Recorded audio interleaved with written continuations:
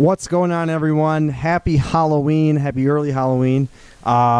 We got Blake Lindemann back on the Mo Money Tonight Show for Week 9.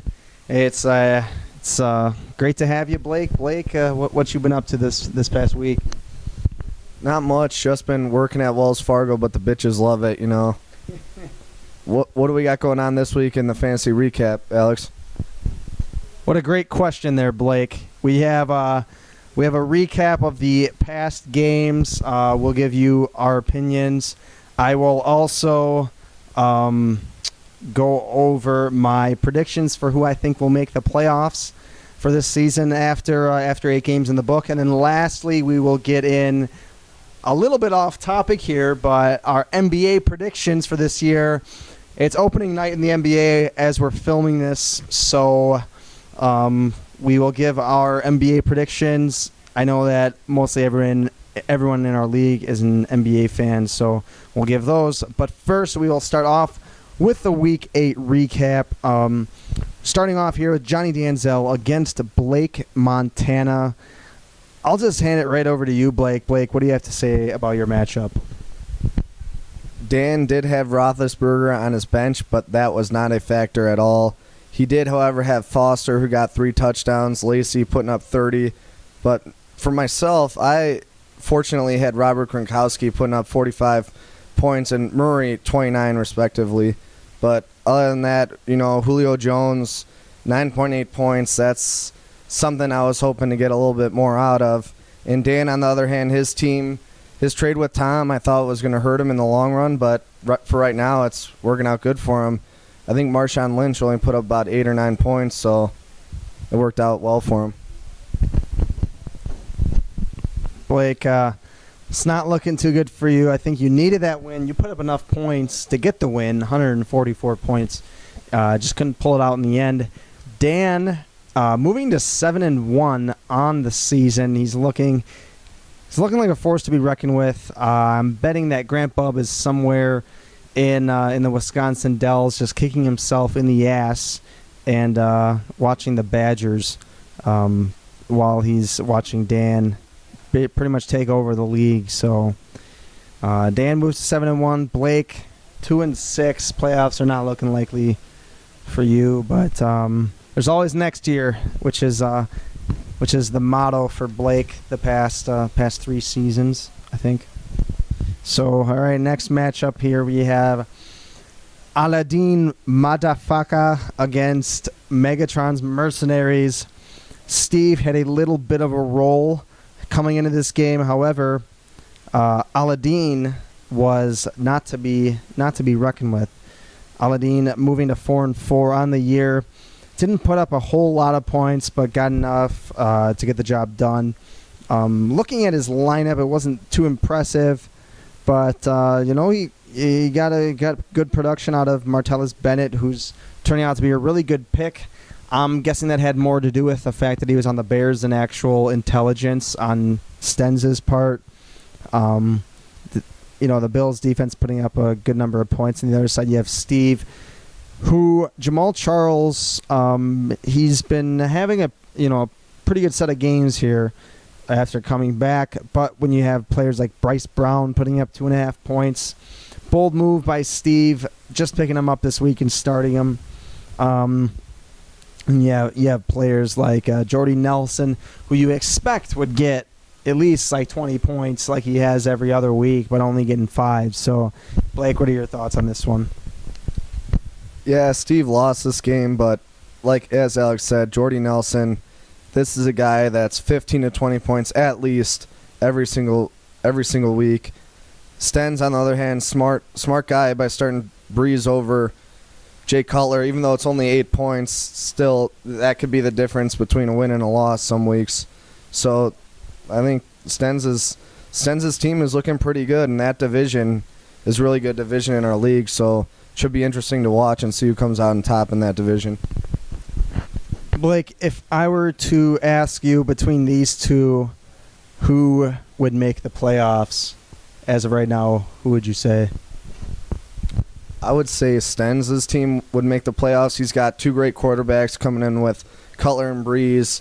his running backs are okay, but his like depth on his bench and like he's just got any people he can just throw in there that are gonna put up decent points. So Steve, on the other hand, he's kind of hurting, starting guys like Bryce Brown, but yeah, he's got Charles and Calvin's been like dead for like 2 weeks or 3 weeks now, so that's his team's not looking good at all. All right, moving on to the next matchup here, we have Alden Smith's Bomb Squad against NASDAQ 5000. I can't believe I'm saying it once again. Nate, another loss. After starting off the year 4-0, Nate is now 4-4. I thought he was a lock to get into the playoffs. Now that is, it's not looking so likely.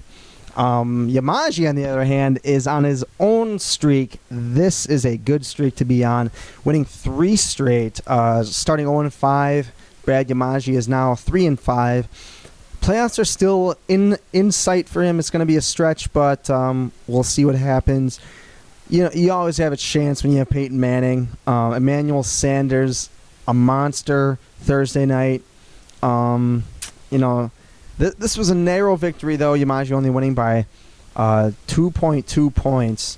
I think really I feel like Yamaji could have won this one by more. I don't know why he started the Bears defense against the Patriots. That doesn't make any sense to me. I mean, he could have started the London Monarchs defense and gotten more points than the Bears, who put up -6 points this week. So shout out to Stens. I know he's a huge London Monarchs fan. So Nate moving to 4-4, but he's still in first place somehow in that division. So we'll see what happens with that one. Blake, what do you got to say about this one?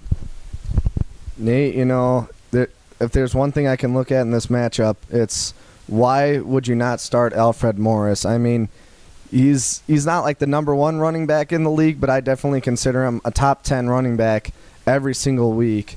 And if he would have started that guy, he would have won by 5 points. So, and then he said he started a guy like Joique Bell. Then he picks up a guy like Scott Chandler on the Bills. You don't want to be starting those 2 guys. So Scott Chandler. Blake, not the biggest fan of Scott Chandler. Actually, Scott Chandler, I actually knew a guy in high school that his name was Scott Chandler, who I think it's no coincidence that the Scott Chandler that I graduated with was also a piece of shit. And this guy that Nate starts is just a bigger piece of shit. Maybe not a bigger piece of shit, but a piece of shit on a bigger scale. And he's playing in the NFL. I don't know.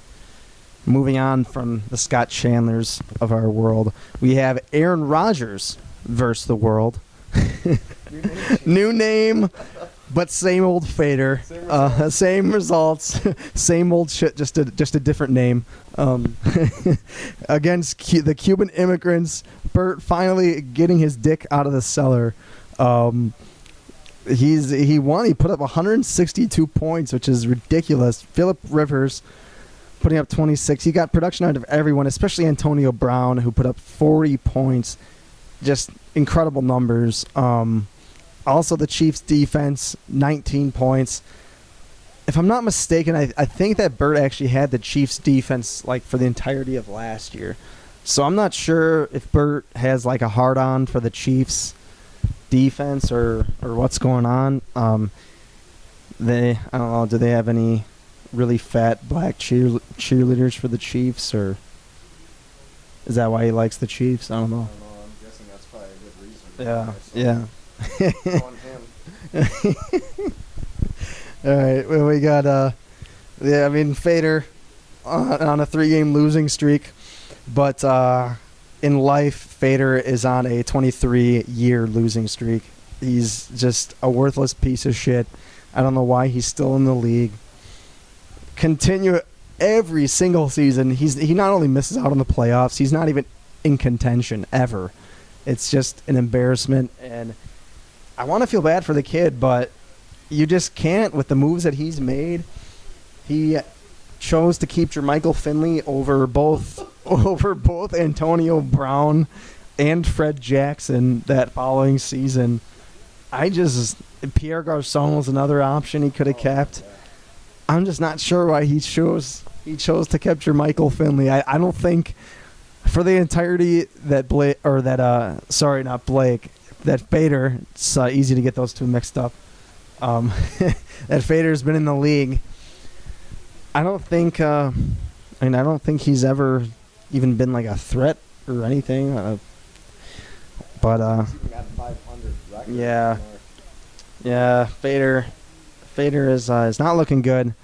We'll see what Blake has to say about Andrew Fader.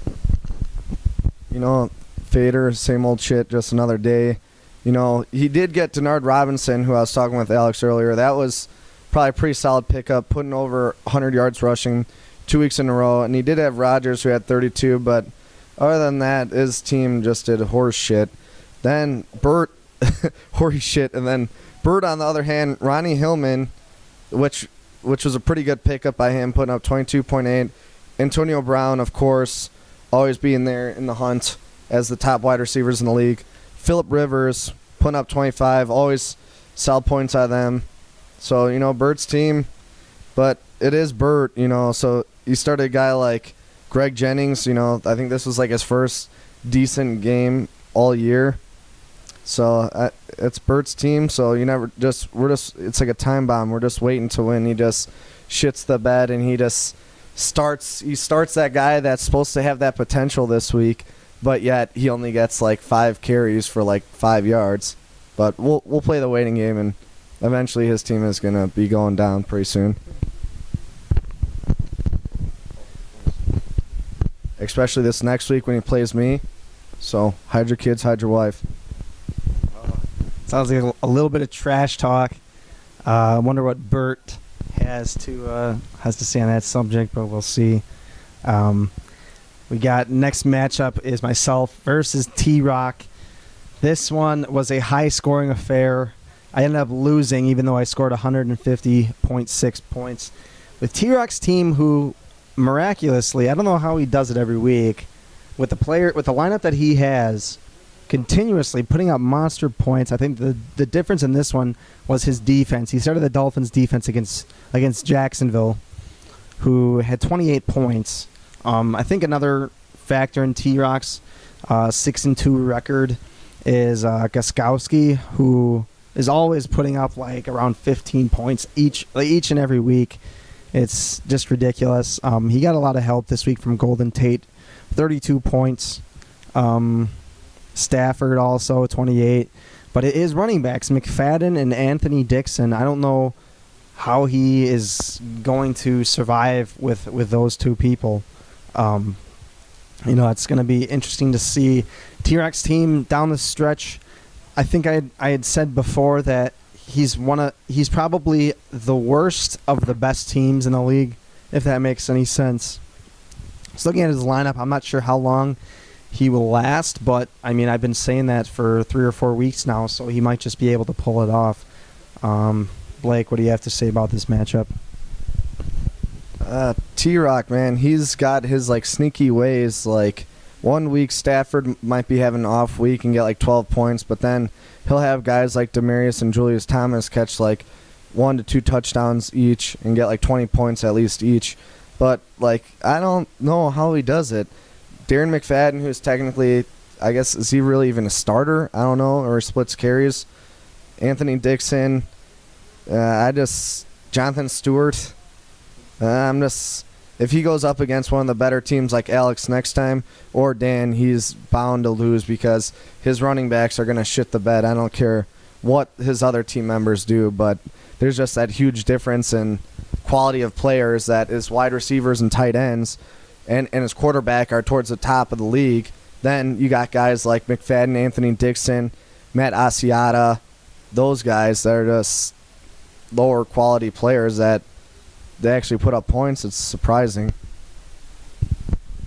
I think that the curse with Adrian Peterson, some people get hit by injuries some fantasy football teams get hit by injuries. T-Rock's team got hit by the hit your kid bug. And Blake, is there something funny about child abuse here? No, but All right. All right. But yeah, I don't know who T-Rock's going to keep next year. A close source to Travis says that he's considering Anthony Dixon, who will most likely be a free agent next year. I don't see him starting over either Fred Jackson or Spiller next year. And also the fact he's on the Bills doesn't make him a quality keeper. So T-Rock might be having a good season, but I'm not sure how his future looks with Peterson out. So we'll move on to the next matchup here. This next one was a divisional rivalry. We have the People's Commish, Joe Evangelist, against Sandusky's boys. Joe absolutely slaughtering Tom, putting up 184 points. Just ridiculous on the back of Tom Brady. Mark Ingram also getting 31 points. You have Antonio Gates had a big night. Le'Veon Bell doing his thing. It was just a great week for Joe. Things are looking up for him. He's 5-3. Tom also 5-3. Joe needed to win this game, otherwise Tom would have moved 2 games ahead of him in the division race. So big win for Joe. Blake, what do you think about this one? this one, Joe, good thing he's Tom Brady. He's heating up. And, of course, on Kaepernick's bye week, you throw Brady in there, get you a nice 48.2 points, which is pretty solid. Then Le'Veon Bell, that's probably might have where I screwed up my season. If I would have picked a guy like Le'Veon Bell, DeMarco Murray, my team going to be a lot better than that. But Joe's team is looking pretty good, but Tom's team could have had just an off week, could have been a fluke. Guys like Brandon Marshall putting up 6.5 points. Hopefully expect for more than that in a given week. Marshawn Lynch, 9.4. Charles Clay, 1.1. Just had an off week. Not very good in my opinion. But Joe's team, I look for him to be taking the reins in that division. So we'll have to watch and see about that, but we'll see. All right. Next, we have my playoff predictions here. And I'm thinking the safest pick in my number one spot of the 6 teams that will make the playoffs, I have Dan, who is 7-1. His team looks good. He has the best record right now. It's hard not to go with anyone but Dan. Next, I'm thinking I am probably going to go looking at the records here. I'm probably going to go with myself. I think my team is looking all right. 5-3. I've lost 2 straight, but I think we have a good amount of firepower behind us. So, what? Oh. Well, we're filming a fantasy football. It's time for you to bust out the Ciroc. Nigga, we made it. It's DJ Mo Money. It's the DJ that makes all the girls wet. Oh, DJ Mo Money. We them boys. We them boys. Sorry, before we were so rudely interrupted. So next we have, after myself getting the bye week, we have, let's see, I'm going to go with Joe in that third spot. I'm picking Joe to win his division. I picked him to win the before the season, so I'm going with Joe in that third spot. And then in the 4th spot, I'm still going to go with Nate. I think that he's lost 4 straight, but he's not a bad team. I feel like he can put together a few wins. In that 5th spot, I'm not sure how the rankings go. The 5th spot goes to the best team that didn't win their division, but that would have to be T-Rock. He's had 6 wins so far. I don't think he's going to win the division with those running backs, but we'll just have to wait and see. And then that 6th spot, I am going to go with, let's see. I think I'm going to have to go with Tom. 5-3 still, and he's looking good. So that's pretty much who I have for my 6 teams. Once again, you can mark this down right now. In the first spot, we have Dan. The 2nd spot, you have myself. 3rd spot, you have Joe. 4th spot is Nate. 5th spot is T-Rock. And the last and final spot goes to Tom. That's my prediction.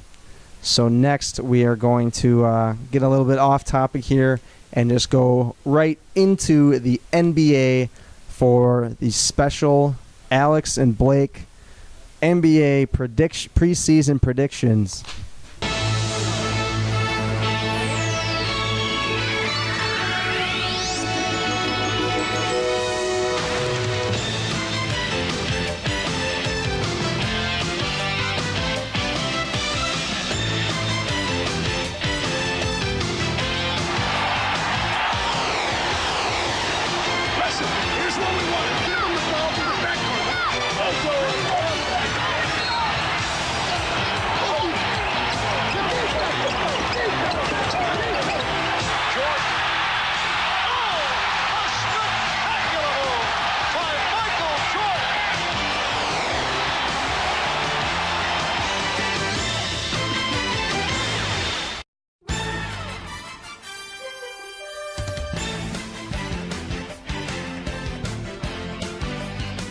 So, first off, Blake, Eastern Conference Finals.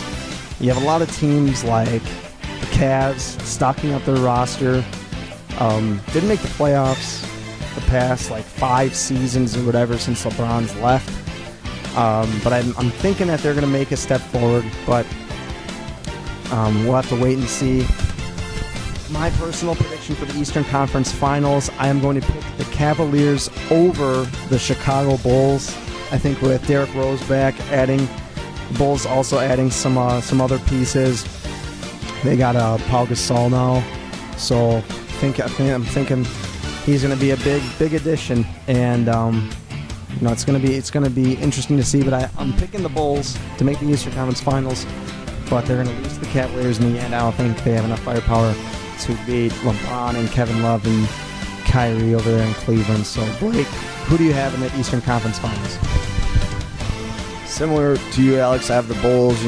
Derrick Rose coming back, Taj Gibson, Paul Gasol, Doug McDermott, of course, and Mirotic. I don't know if you've heard of that guy, but he's a player to watch on the Bulls. So I like them in the Eastern Conference Finals. Them and people, I know LeBron left and he's a big piece, but I'm picking the Heat because, they got rid of LeBron, but they got Luol Deng, Danny Granger, they got some other missing pieces, and Shabazz Napier, good draft pick for them to go with Norris Cole and Chalmers are pretty solid, but I like the Heat and the Bulls, but you never know with that one, so we'll have to see about this. Blake, picking the Miami Heat. I do think that the Heat will make the playoffs. I do think that they will be a top 5 team in the East. But for them to make the Eastern Conference Finals, Blake, where do you see the Cavaliers losing in the final? Who do you see them losing to? To the Bulls or the Heat. That's about it. Okay, well, thanks for that answer. I don't see. Yeah, okay. I simply do not see anyone stopping the Cavaliers before the Eastern Conference Finals. I think that they'll make it at least to the conference finals, but you never know. Moving over to the West now, we have a lot of teams. The Spurs seem like every year for the past 3 seasons, you keep saying they're not going to make it this year. They've gotten a year older. They're too old now, but every year they continuously impress everyone. They won the league the last year. It's kind of ridiculous, to be honest, just how long they have been so good.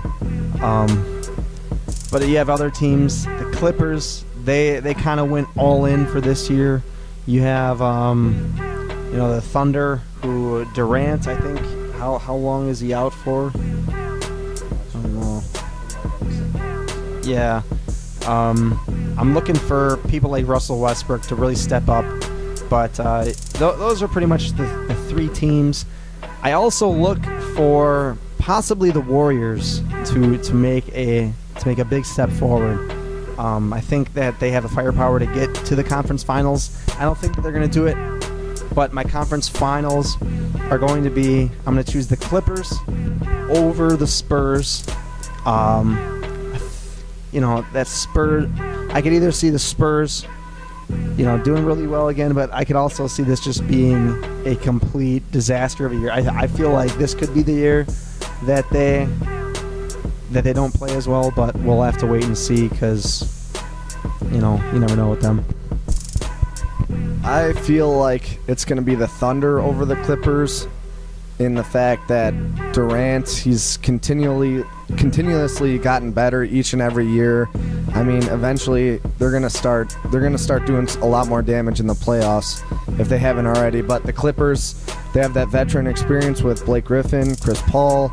They have good outside shooters and JJ Redick, and they got rid of Dudley. He's on the Bucks now, but they got solid pieces around, and with a guy like Doc Rivers, they're always going to be in contention. But as Alex was saying, the Spurs, like Tim Duncan, 38 years old, I don't know how he's out there today. He's out there and he's playing, and he's the guy that's going to put up 20 and 10 the whole season, and that's what keeps their team always in contention. It's just those guys. And you got Ginobili, who he's got to be about 37, 38 now. And then Parker, who's probably been one of the most underrated point guards, I feel like, in the last couple years. Him, they call him old, but he's still putting up good numbers, getting the team where they need to be. So that's just my opinion, but we'll see. All right, Blake, so who do you have in the NBA Finals? I am going to pick the Cavaliers over the Clippers. I feel like the big three that Cleveland has is better than any big three that Miami ever had. LeBron obviously is the same as he was at any point when he went to Miami.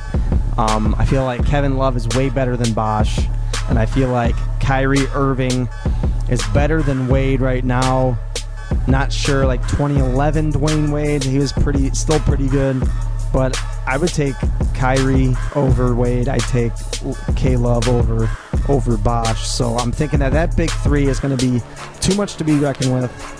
And they also have a good amount of decent role players as well. So I feel like that is going to be enough to win them the ship. I feel like it's going to be the Bulls and the Clippers in the NBA Finals. Derrick Rose, Chris Paul, good matchup to watch. Taj Gibson, Pau Gasol versus Blake Griffin. But then I think the key difference in that series, if it would be Joakim Noah. The guy, he puts up quite a few points a game. He rebounds the ball well. He's a good assist man. He's just an overall good team player. And then Jimmy Butler is going to be able to guard whatever perimeter shooters that the Clippers have. And he's also a guy on the rise that's one of the rising stars in the league, along with Kawhi Leonard, in my opinion. But all right, next we have the Rookie of the Year. I think I'm probably going to pick Jabari Parker just because, first of all, he's on my Bucks. Second of all, I feel like he's going to get a lot of minutes. He's going to have the freedom to kind of shoot as many shots as he wants every night. Is going to kind of be his team, and I think the Bucks are going to play some exciting basketball, and I think he is going to be a big factor in that. So my Rookie of the Year is Jabari Parker. What do you think? I think also that Jabari Parker will be the Rookie of the Year as well. I'm going to be moving to Milwaukee, so I'm going to be going to a lot of the games. I know Alex and I were talking about you can get 20 rows up for about $25 and playing some decent teams, so that's good for us. We're going to be going to the games a lot. But Wiggins, though, I mean, that team, the Timberwolves, got rid of Kevin Love. I expect him to have a huge year, so it's going to be close, but I'd give the edge to Parker a little bit. And the Bucks as a team are going to be better than the T-Wolves, so that will happen. I can guarantee it. Like, I thought you were going to go with Doug McDermott for a sec. Since you met with him, I thought that he had the Blake touch. You didn't give him like a pep talk or anything before the season or nothing. Oh man.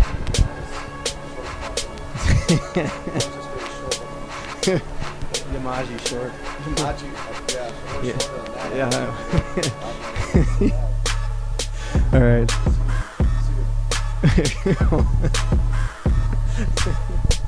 All right. Well, next we have the MVP. I really don't have to say anything more than just I think it's going to go to LeBron. I really don't have to have any reasoning for it. LeBron is LeBron. I'd have to go with the same. LeBron, I mean, every single year, MVP type numbers, he scores the ball, assists, rebounds every given night. That's like guaranteed. I mean, sure, Kyrie and Kevin Love will have good games, but overall, throughout the whole season and the playoffs, he's the guy to go for the MVP. What is the better chance? Do you think LeBron has a better chance of winning the MVP, or Bert has a better chance of getting a black chick home within by the end of the season, a black chick over 400 pounds? I mean, that's a very tough question to answer, but hands down, you gotta go with the man, Bert McAndrew. Bringing home the chicks, man. Like, yeah, yeah, Bert. I mean, never put it past him before, so hands down, gotta go with Bert. He's always ready to come in, you know. Bert. I don't know, that guy's something else, but I would also have to agree. I think that Bert has a better chance of bringing home another 400 pounder. I don't know if they have like SeaWorld or anything in Arizona. I don't think so, but I could see Bert bringing home a Class A whale one night from the clubs.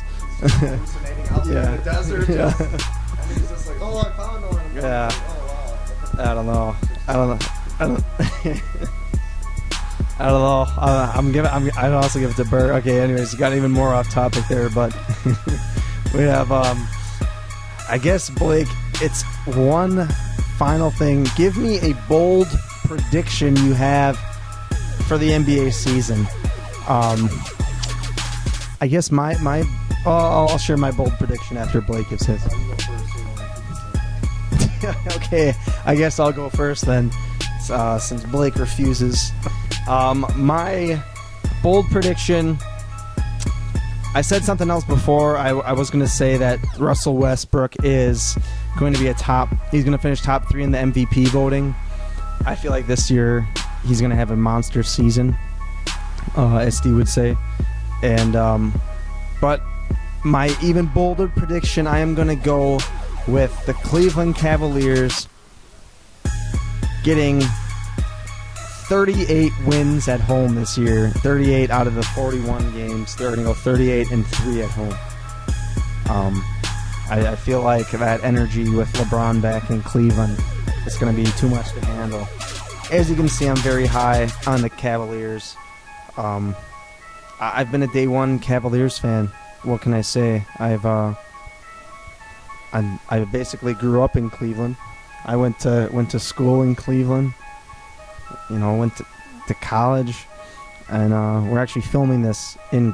No. Regardless, I'm a day one Cleveland Cavaliers fan. Day one. So nobody give me shit. All right, Blake, what do you think? As we were talking about the Bucks, they got Jabari. I'm thinking that they're going to lock up with the sixth seed in the Eastern Conference. The Eastern Conference, let's face it, there's only Bulls, Cavs, maybe the Brooklyn Nets. Other than that, there's not the Bobcats, maybe. But other than those 3 or 4 teams, there's not really that many good teams in the East, in my opinion. So that Bucks making the 6th seed. It's a lock. The Eastern Conference is actually kind of comparable to the Whitewater girls. I feel like there's a good group of really, really hot chicks, but then somewhere in there it's just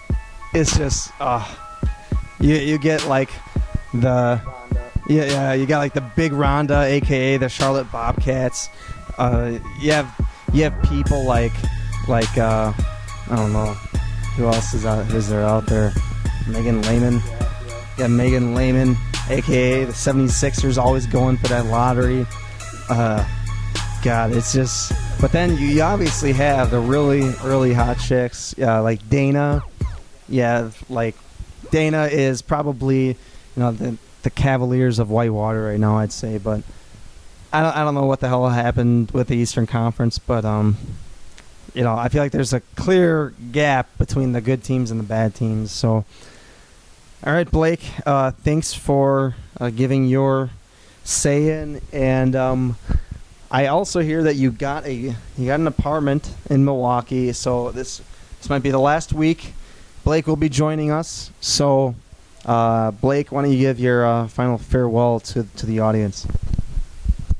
Thanks, everyone, for watching. This is probably going to be my last time on the show, but you never know with Alex and I, maybe some Saturday night, Friday night in Milwaukee. We'll give you a short brief of what went on in the week. Bird, go yourself. But we'll see. We just play it by ear. Like, if we got something good to say, we'll upload it to Alex's video every week, like I had in weeks past, and other people in the league have done. So we should probably start sending some of those lately after this week. All right. Appreciate that, Blake. Appreciate you taking the time out to film this, and just about does it for this week.